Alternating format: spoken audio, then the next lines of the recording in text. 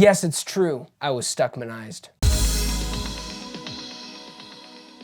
A woman's desperate search for her long-lost sister falls into obsession upon realizing that the imaginary demon from their childhood may have been real. Congratulations to you, Chris. You did it. You made something. You made a movie. Honestly, it doesn't matter what people say. If you're proud of something, be proud of it. Obviously, take some criticism, learn to make something better, and I hope Chris does do that because this isn't a perfect movie. And I bet he knows that too. But still, that doesn't mean you can't be proud of something. So I wanted to say that because this kind of stuff does give me hope because I believe in stories.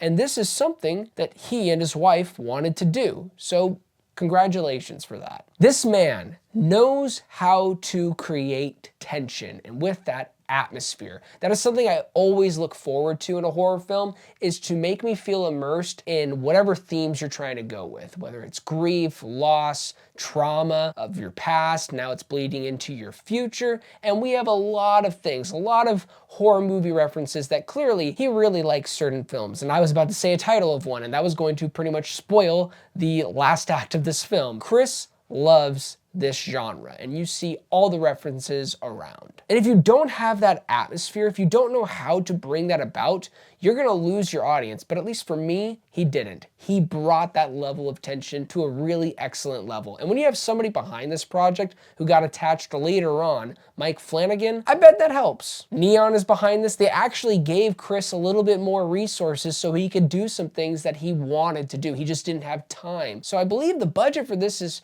pretty much $3 million. It's without a doubt the lowest budgeted, or at least one of the lowest budgeted movies this year. So it's for sure gonna make its money back. You'll know immediately within the first 5-10 minutes of this film that this movie was made by a YouTuber. Pretty sure you hear YouTube about 10 times within the first act of this film. I'm not saying it's a huge issue, it's just very noticeable. The genre bending here was actually pretty good. And I'm not much of a documentary guy, but that's how this movie opens up. For the first 10-12 minutes, you feel like you are watching a real life documentary about this missing person. The found footage element in this film is pretty good, but what doesn't work for me sometimes is when you're watching somebody watch found footage. It's just not that engaging. But for the most part, you do feel the passion and love that Chris has for this type of filmmaking, and that did help my experience. Where the film does lose some momentum is in the middle act. Riley's investigation starts to meander a bit, and the decisions that she makes can be a bit rash, like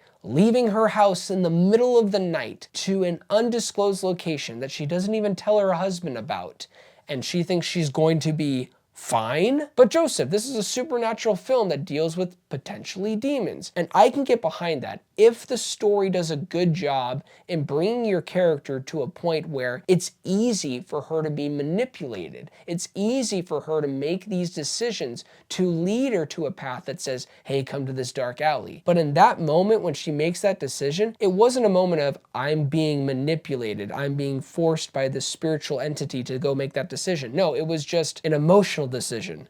She just wanted to leave the house in the middle of the night. And that to me just doesn't make sense. Like, girl, you couldn't just wait till it's like 12 o'clock during the day. And of course, if you have Mike Flanagan somehow attached to this project, the Newton brothers doing the score makes sense. It adds incredible tension and atmosphere, really amplifying the horror and giving the investigation scenes this almost epic energy. As for the emotional core between the sisters and Riley and her husband, wish we just had a little bit more time to breathe on that element. You feel the love and guilt Riley carries, but once the thriller elements take over, that emotional connection fades into the background. While I do enjoy when a horror movie wants to focus on the horror aspect, like scaring you, and there's some good jump scares, and some jump scares that I found to be a little bit predictable, but because of that direction, you don't have that much time to spend on the emotional capacity of these characters. Still, support this movie. Chris Stuckmann did it. He made a film, and here we have it. And I've heard some complaints about the third act, and yeah, there's some elements that are pretty rushed, but when it comes to that final ending, that last note that it leaves you on, I felt pretty satisfied with it. And I would say Shelby Oaks